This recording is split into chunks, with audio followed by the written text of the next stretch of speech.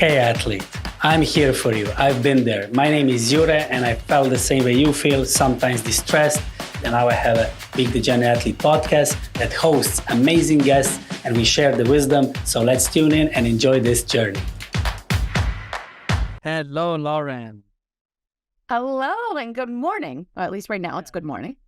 Thank you for joining the Being the Genuine Athlete podcast because I feel that you're a genuine athlete.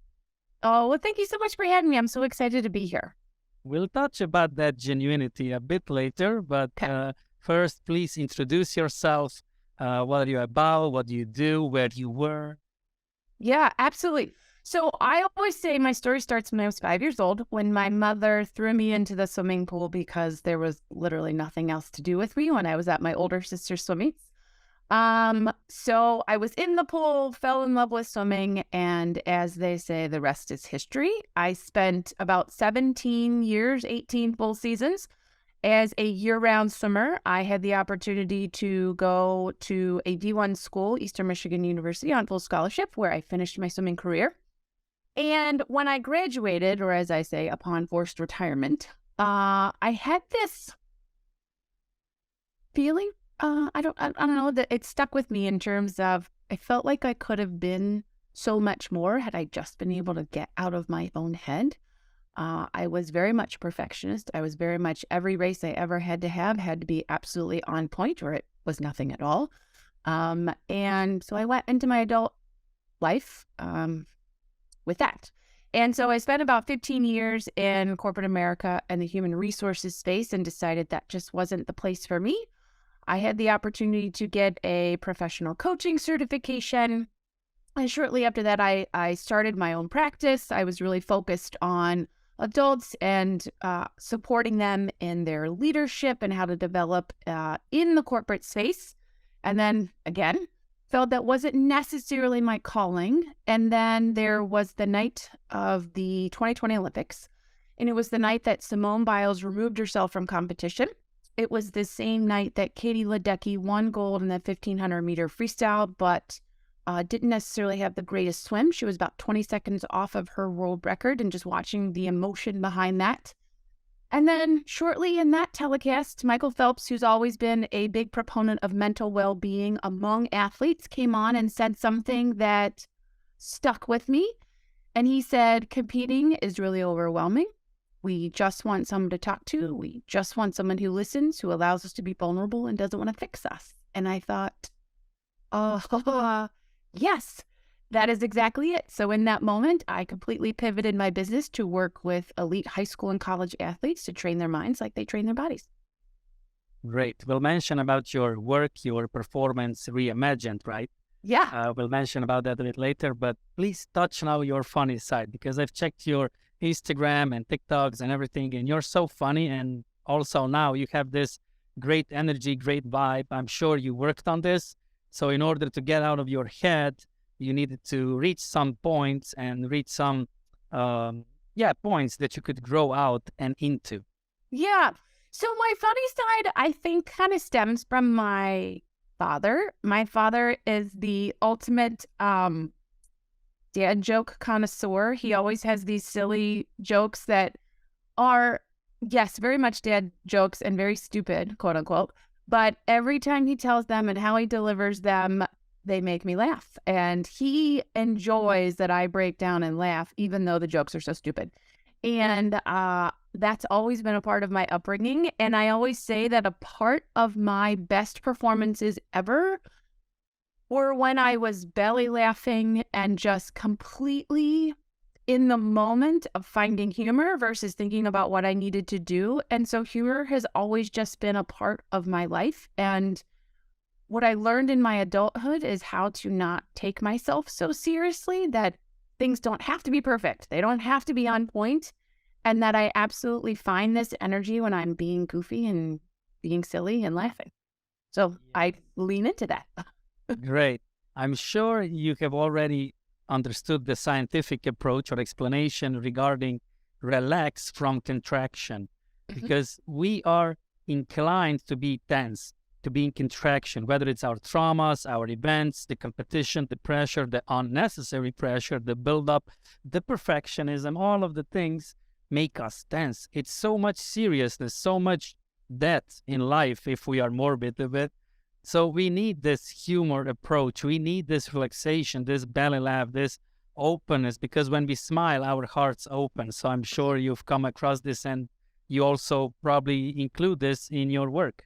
Oh, absolutely. And that was one of the biggest things that in my adult life, I had that aha moment that I didn't necessarily have when I was a swimmer, is that when I was carrying so many perfectionist thoughts around, I didn't realize the intensity they carried with them and how tense that made me when I swam. So I remember this in college more than I remember in high school. But I remember going to my coach and saying, like, why does it hurt so much? Like, why when I race does it physically hurt? We tried all kinds of things, like changing my nutrition, making sure I was getting enough water, changing up my warm up and my warm down routines. And for 4 years, it hurt so much. And it wasn't until later in my life I realized that I probably had way more intense thoughts in college than I did in high school when it came to my performance.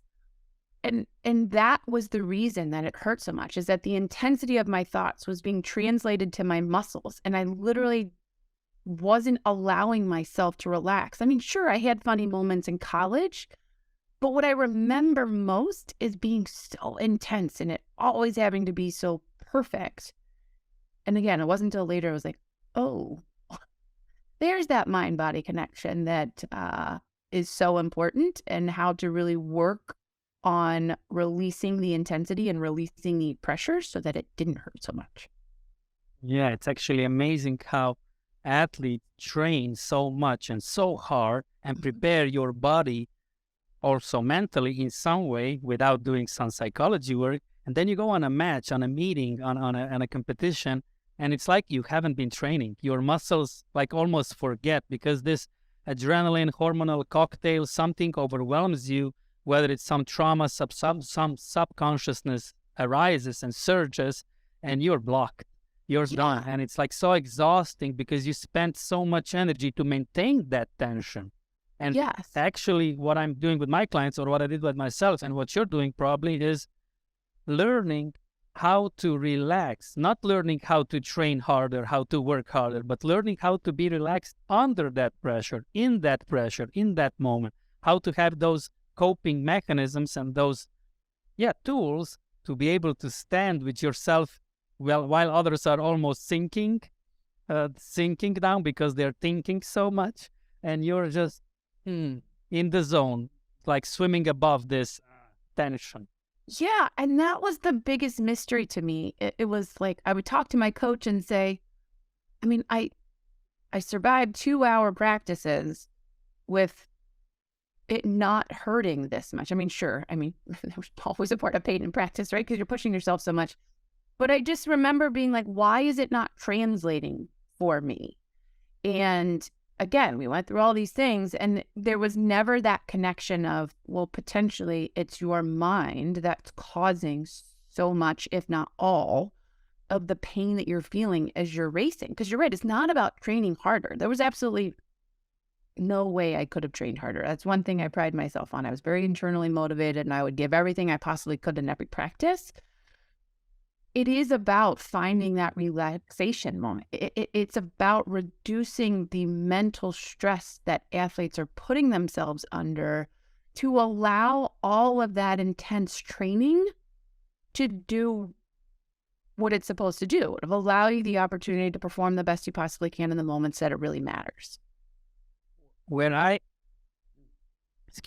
saw the most in my, like if I check back on my past and my table tennis professional career as a kid already, as I was professional with 12 years old or 11 of age, I didn't have a lot of people around me, like in a community, that were wise, that were rational, that knew how to approach certain agenda, certain situations, certain pressure, certain competition. Like maybe among 50, there were 2, if that really understood how to be wise, how to work smarter, how to train wiser, how to manage yourself and dance with the ball. Like everybody, the rest, like I was on top of that list of the rest of training hard, doing all in culture all the time. I need to be the best, the first. Also, of course, some not traumatic, but some programming and some agenda situations in family and the surroundings that I always pushed myself to be the best at everything. But when it was not necessary to do in that way. So this all-in culture, I had some college athletes that I also coached mentally and energy-wise, and they were all under this pressure. Like in college in USA, it's this all-in culture all the time, like behind you, the coach, now, go, yeah, like all the time motivating, and it's too much. A lot of people break. Huh? Yeah, you bring up a lot of good points that, growing up, we didn't talk a lot about the mental side of the game. It just wasn't something that was brought up. And so a lot of times there was, when approaching these kinds of things with my coaches, it was like, well, how do I change this? And it was like, oh, just put your head down, you're fine, you'll get over it, So, but I don't say that they weren't wise. In some ways, I think they were just unaware, like the rest of us. Like, how do you create this environment that can reduce some of that internal pressure? And I would say that most of my coaches knew I was creating so much internal pressure for myself. My mom was always like that. She's like, I don't need to say anything to you because I know what's already going on in your head and there's no reason I need to pile on. And there were coaches who understood that about me as well, but there was never that reverse of like, okay, how do you stop it? How do you change it? How do you shift it?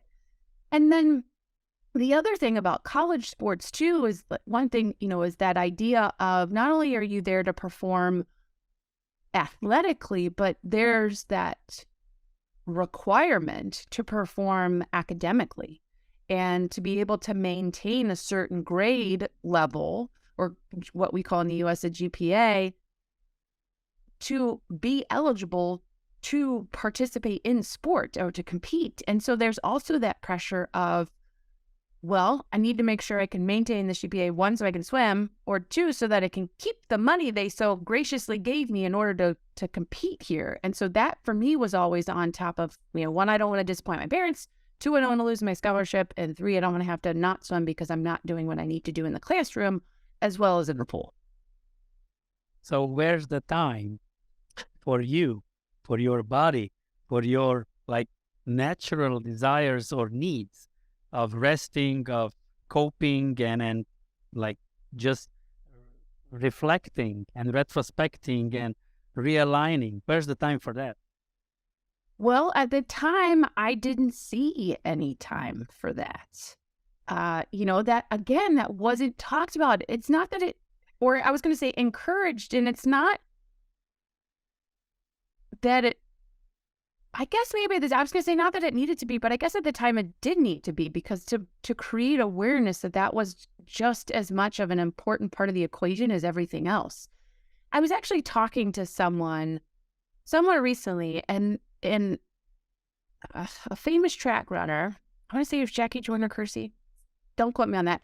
But they were at a speech, and she was talking about how actually most athletes, what they spend their time doing is rest and recovery compared to actually training. I mean, you've kind of got that 80-20 rule. You're give or take, right? You're training 20% and you're resting 80% of the time. But it was never talked about, at least when I was growing up. So it was never a part of the equation. But as I look back on it now, I mean, how much stress I caused myself because it was always that all in, go, be everything, get straight A's, as close to them as possible, always be in the pool, never miss a practice, that sort of thing. That had it been a part of what I knew could be a part of my performance, I would have worked to fit it in. But again, it would have been another okay, it's another thing I got to fit in. So that's why we work with athletes to really show that it doesn't have to be this big, huge, monumental schedule. You can fit it in small increments and include it as a part of your rest and recovery routine, or even your preparation routine. Yeah, that's one thing. But the other thing is that our subconsciousness is so programmed is so imprinted and guided that you just cannot see out of that rabbit hole. You're so much in, even if you do these increments, it will always bring you back to that tension, because if you sleep better, you're going to perform better. If you perform better, there's more fame, there's more celebration, there's more like prizes, there's more like responsibility, there's more expectation. So you subconsciously not sabotage yourself, but you limit yourself. So in that sense, please, I wanted to ask you something really like earthly wise, but I'm going to stay with this energy or this kind of thing. How did you transition from being an athlete and learning all these things, and then transition out of your athletic career and into your academic or your profession? How you transition, not on the base of what I'm going to do when I'm going to, after swimming, after this, but more like, what did I learn? How can I copy this? How can I like expand and enhance this knowledge that I gained from the experience of being an athlete and transition? Because if you are like this, then the transition, personally for me, it's not difficult. Like from being an athlete all the time training to being something else all the time doing that, because you're actually taking out the essence. You're taking the essence with you, and you're not like defining yourself. I'm a swimmer, I'm an athlete, I'm this, I'm that, or I'm a winner, I need to have that adrenaline rush. You're like, what is the essence? Because what it's all about, funny, belly laugh, relaxation, understanding the mental side. This is so essential that you can either do athlete, academic, art, business, you name it, being a mother. You can just take it out, the essential thing. How was that transition for you? That one was hard for me because I didn't take the time to understand the essentials or the essence of what I learned, who I was, who I became in the process. I very much was that athlete that tied my identity to my sport. And it wasn't until a couple of years ago that I started working, and when that moment with Michael Phelps and what he's saying, and then how to transition that and translate it to working with athletes, that's when it really dawned on me. That's when I really started to take the essence of what I learned, who I grew into, and how to translate that into the non-athletic world, but also in a way translate it back to the athletic world, to work with athletes while they're still in it, to gain awareness about that essence before they get to the end of their career. The mission is really about fostering that essence inside of athletes when they're not necessarily aware that, one, it's being created or being developed or growing, and two, how to use it in a way that could not only fuel their performance within the athletic space, but fuel it outside of the athletic space right now is where they are in their life, and then later in their life. It's really funny that you asked this question, because like what I do now is like when I'm feeling stuck or I'm feeling overwhelmed or I'm feeling burned out, it's kind of like, okay, wait a minute, let me take a step back. Knowing I was overwhelmed in this space when I was an athlete, how did I get myself through it? What was it about that environment that allowed me to figure it out maybe a little bit more easily or effortlessly than I'm feeling right now?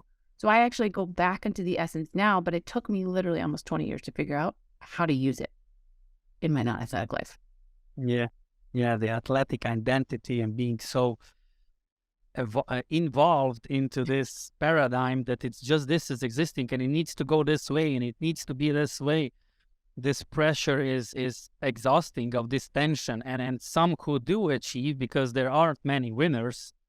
There's just one place for one at the top, maybe if it's a team for more, but it's just one team. And most certainly it's a repetitive team. It's not like that it's every year a different winner. Sometimes there are consecutive years in NCAA or some other competitions after in pro leagues in the world, not just in USA. So this is a really important discussion, how to guide athletes to become more aware, more conscious about themselves, more in tune, and give time. Because we just want to be fast. We just want to be occupied. We don't allow to have more energy to acknowledge something, because then you'll be a better person. So no, I'm just going to stay like this. Don't no meditation now. It's like, no, not this, not that. I need to stay in my focus. Yeah, but your focus is not functioning. You're not efficient. And you'll get there because in a way, we're always training. I have my brand is the genuine athlete because I consider everyone. I'm training moms that have never seen athlete being in sport. They're moms. For me, moms are the better athletes than some athletes because what you do, what you accomplish, what you multitask, men can anyway not even comprehend and understand, and what you deliver, literally deliver out of your body. So I have this genuine athlete paradigm because everyone is an athlete for me, and we are all training. Now, whether you're training your fakeness, whether you're training your low program, low consciousness, low vibration, or you're training being genuine, being true to yourself, listening your heart, listening your words, training your capacity of being a better person. So for me, everyone is an athlete. Mm-hmm. No, that's a great point. Oh, go on. Now, how do you see this? How do you can combine, or what I've mentioned, also being a mother or like a father as well, but being a good father, not just saying father as a name, but not being present with kids and being an athlete in life. How? Because for me, as an athlete, I was an athlete since I was 6 and 7. First 2 years of football, soccer, and then table tennis all the time, up to being a national team and selection and winning some things. But I was always training. For me, like, it doesn't exist another life than training. Like, we are disciplined. You go training in the morning, in the evening, in the early morning. You do things that you cannot imagine. And I'm sure that some people that go to job also are training. So we are all the time training something. How do you see this? Yeah. So I've heard multiple times from others, when I speak about my athletic career in front of non-athletes, there's often feedback of what you went through is not relatable. Not everybody went to college. Not everybody swam in college or played any sport. And so I always challenge that and say, well, what about that isn't relatable, right?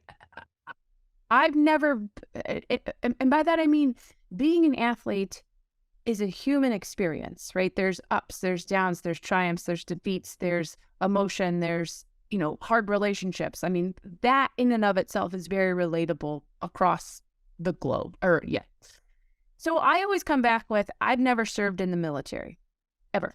And I commend anybody in any country who is called to serve their country.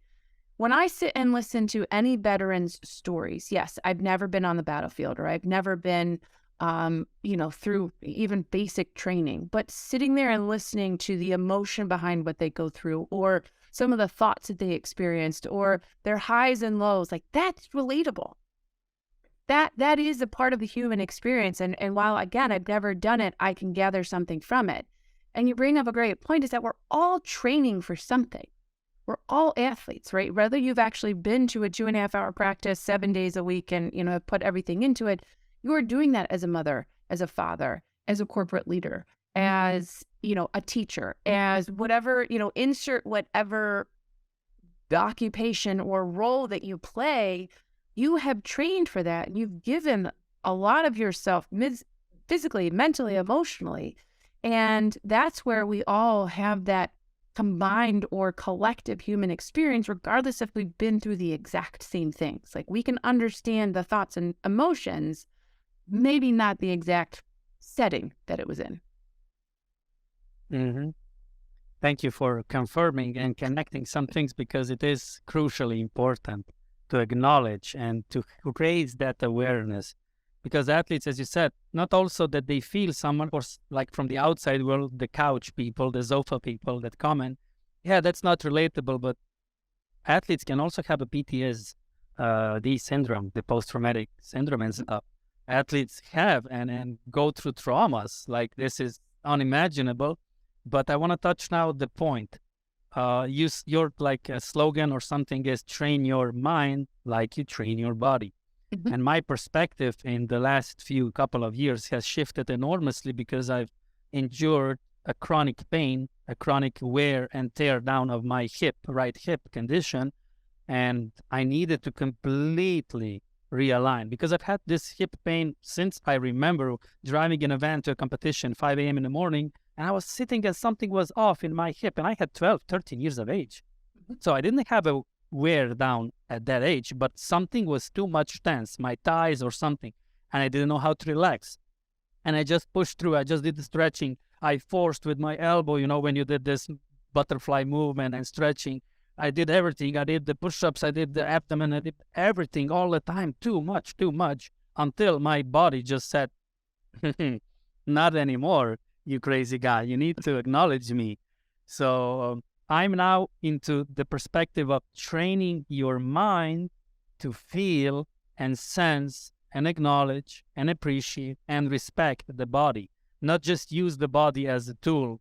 Come on, we're going to do this mentally, like I'm going to drive you crazy and you're going to do amazing things, extreme things, like Forrest Gump, run through America several times, or many athletes that do more crazy things than Forrest Gump.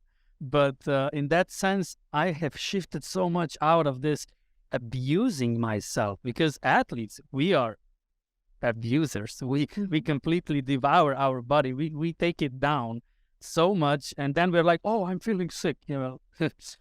Imagine, really. Of course you are, because you don't rest, you don't nutrition. Like if it is, it's like sometimes you eat good, but it's not in the right time, or sometimes you eat good and it's not enough because you don't know. I have an athlete now I'm coaching. She's a pro soccer player in Bundesliga, and she's like, well, I don't know anatomy. You need to know about your body, your muscles, how they are connected. You cannot be on a pro level anymore. Maybe 10, 15, 20 years ago, but now you need to be aware of so many things as an athlete. Like Novak Djokovic or many others, or probably also Phelps or Ledecky, they know about their biomechanics stuff. They cannot just go and swim and be the best world record holder and Olympic and world champions without knowing. You need to know so much as an athlete now. It's a profession above profession for me. So how do you implement this train your mind as you train, like you train your body thing?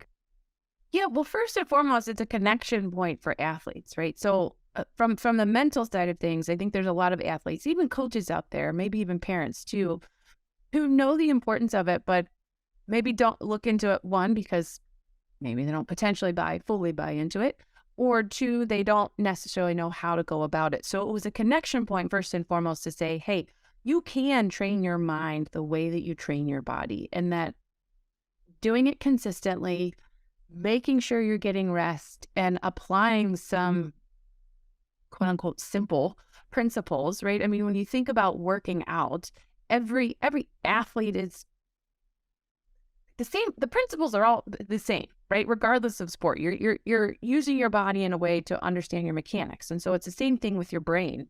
And so the idea that your brain is just as trainable as any muscle in your body. A lot of people will say, well, this is just who I am. This is just how I think. Was that true? Right? You've learned to actually think that way. You have been conditioned to think that way, even if you're not aware of it. And most 99.999% of us are not aware that we've conditioned ourselves to get into a rhythm or pattern, right? Our brains are super smart, but I always say they're kind of lazy. And by that, I mean, like, once a thought pattern is established, the brain will continue to go back to that thought pattern because it's easier for it to get into a rhythm versus have to reestablish something every time an experience happens to us. So that's what we talk about, the idea of patterning or conditioning, that you've created without most knowledge, these negative thoughts for yourself, or these negative thought patterns, or these, heavy, intense thought patterns of, oh my gosh, if I don't do well today, then X, I'm not that great of a person, or I'm a terrible athlete, or mom and dad will be mad, or coach will be mad, or I'm, whatever. That you can actually train, learn some quote unquote exercises on how to interrupt those thought patterns and train your brain not to necessarily go to those deep, dark places every single time you're up against a competition. You can actually train it to be a little bit more open, positive, and see the opportunity versus all of the fear, doubt, and worry that could happen if you don't perform the way you want. I'm gonna use now exactly what you mentioned, the reality check.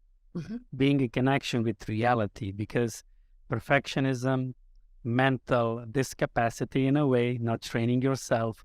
Perfectionism is actually that, because you're not connection with reality. Because once you are connected with reality, you know how much it takes. You know how many factors are involved in getting a result.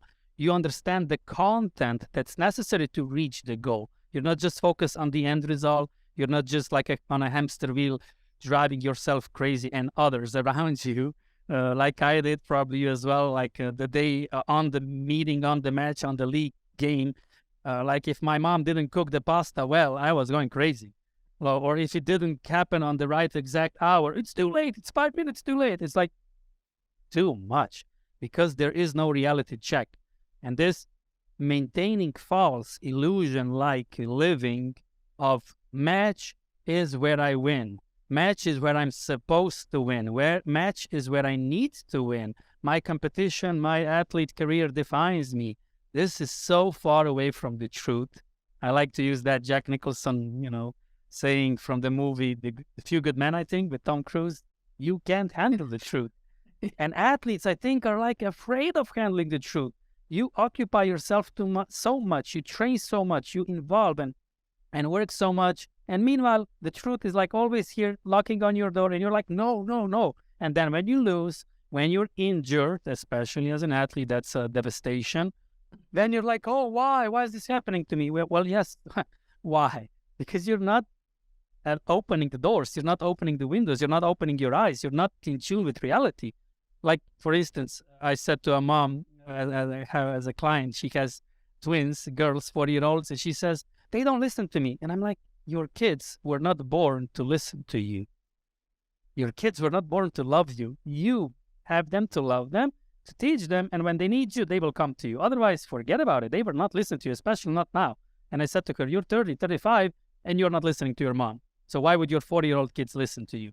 Because you know more? Forget about it. That's the reality. And if you're not in tune, you're always going to have this gap that's going to drive you crazy. You're gonna suffer if you're not in contact with reality. So once I understood, like you had this sort of epiphany that after being on a match, on a meeting, on a swimming, you were more in pain. Then you understood, of course, it's a competition. Of course, my body is more contracted. My body is more tense. Of course, I feel more pain. So how can I relax? You've come to terms with the reality. And a lot of athletes just go to a match like, oh, it's another thing I'm going to do, like a Sunday morning walk. It's not. It's way more. So how do you see this from this point of view, the reality check for athletes? How do you achieve, or how can you maybe tell some of your experiences? Yeah, the biggest and maybe one of the hardest lessons is the idea that you hit on it in terms of like, this is what I'm supposed to do, or this is what's supposed to happen. That idea that, and this is the mindset for me as an athlete, is that I've given everything I possibly can to training. Therefore, I'm supposed to do really well. I'm supposed to get this time. I'm supposed to do this, right? We talk about the idea of expectations. And one of the things that we talk about a lot with athletes is that expectations are prejudgments. You're prejudging how you're quote unquote supposed to perform based on all the work that you've put into it.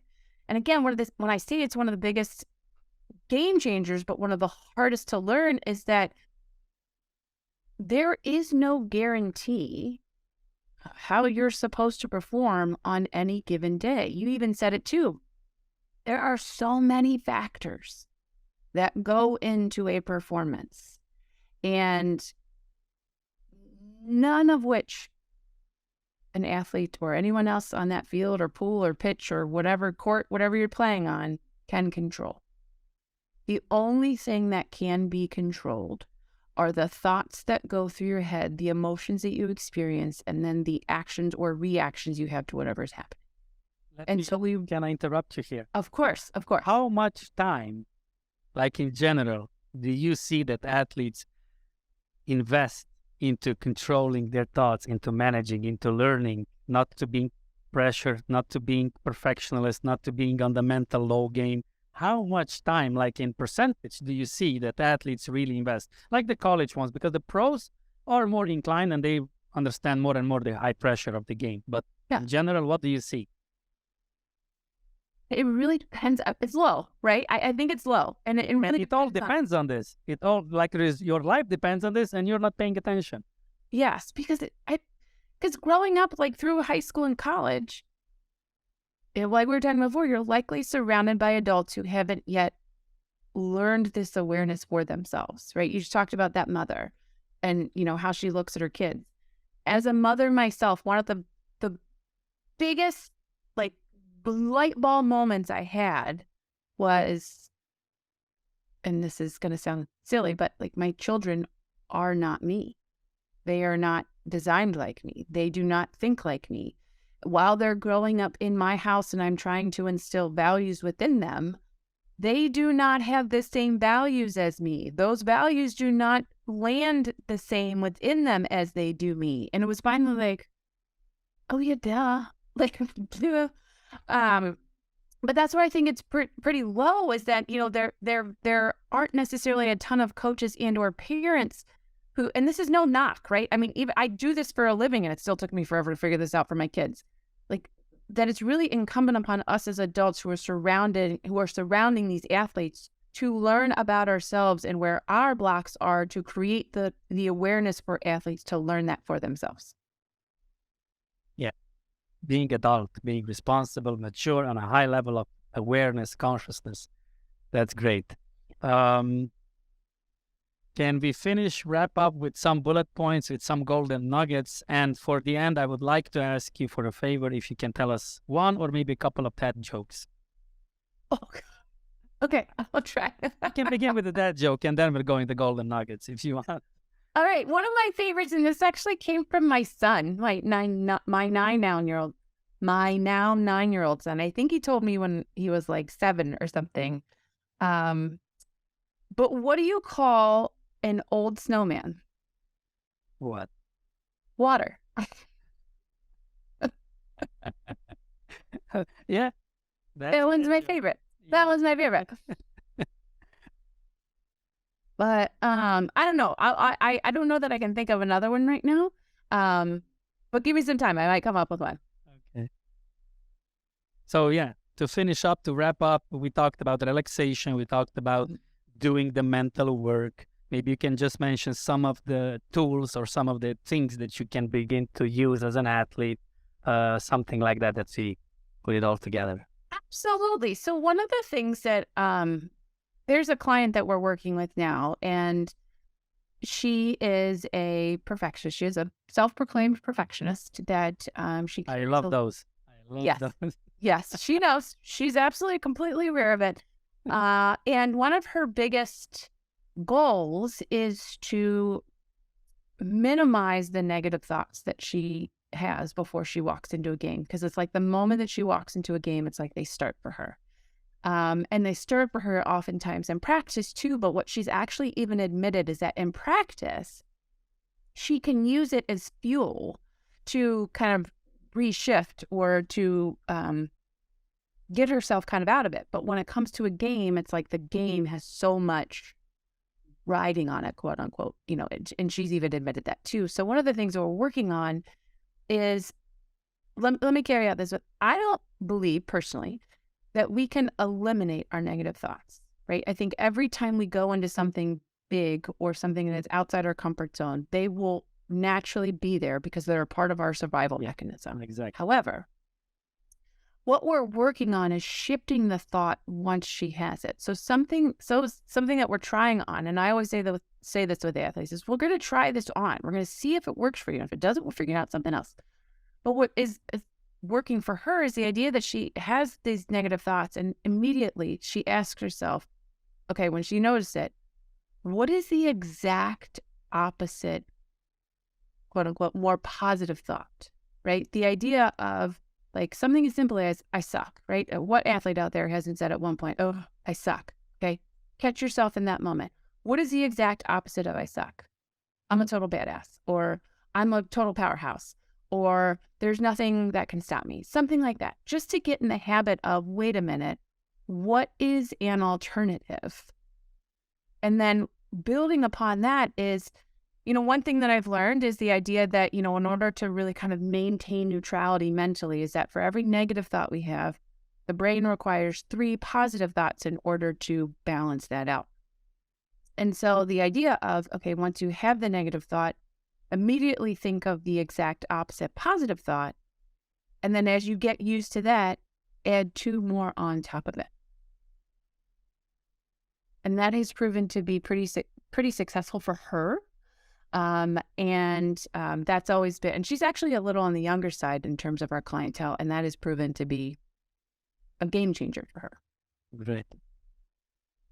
Anything else about relaxation, that joke before a match, before a game, before a competition performance? What do you also use maybe? Yes. So that is one thing that we always talk about with the athletes is that we are not, as an organization, and my founding principle is like, as a founder, as a coach, as a parent, as a whatever you want to call me, whatever label you want to call me, I'm not here to tell you what to do. I'm here to create awareness in terms of who you are, what works for you. And that's why we always talk about that every athlete we work with, there is an individualized plan. So what we're working on with the athlete about changing her negative thoughts is different than the athlete that we're working on who's a football player and is trying to find his way through life. So we create individualized tactics that work for the athlete. So one of the things that I tend to tell them is, and what we really work on is learning who you are. Because there are people out there who wouldn't necessarily like to show up to a performance laughing, belly laughing, not necessarily paying attention or thinking about it, right? So the athlete that I talked about who was changing her negative thoughts, she doesn't like that. She likes to be dialed in and focused and get through her routine, make sure she's checked all the boxes. Laughing and joking and being silly isn't a part of her makeup. So that's what we do. We try to get to understand each individual athlete so that we can create these tactics that are going to work for them. So the thing that I would say is your job as an athlete is to really learn who you are. I love that. Dissect the moments that have allowed you to perform the best you possibly can when you weren't really paying attention. That's the things we're going to incorporate into your routine. Yeah, exactly. Because our ego, our subconsciousness wants a recipe, and especially a simple generalized one. Give me it so that it works. Just tell me what to do and I'll do it and I'll be the winner. No, that's not going to work. That might work, 10% of the time, but 90% of the time it's not going to work. And sport for me is such a platform. You can learn so much because you're triggered all the time, whether it's your team, your coaches, your physio, your training, your match, you name it, you are triggered everywhere and you can learn so much. People like to have a comfortable zone. Athletes are not in comfortable zone, like every training, if you want to compete on the highest level, of course. If you're like that, also recreationals, they go sometimes overboard, extreme, but you're triggered and you can learn so much if you just observe, if you just pay attention. Because if you don't, you're going to pay the price. Mm-hmm. Yeah. And it comes with a lot of genuineness as well, right? A lot of athletes are often in very vulnerable situations and have to figure out in front of hundreds, thousands, if not millions of eyes, how to get through it. Yeah. Thank you, Lauren. It's amazing to host you, to have you, that you could share and contribute your thoughts, and that more athletes are, and more moms and everybody else is in tune, aligned, and genuine and training. Thank you very much. Oh, thank you so much. This has been a great conversation. I appreciate it. Thank you for tuning in and enjoying this amazing podcast of Being the Genuine Athlete. You can follow me on YouTube and any other social media and podcast platform where I host different guests 1 or 2 times per month. Join in and let's roll.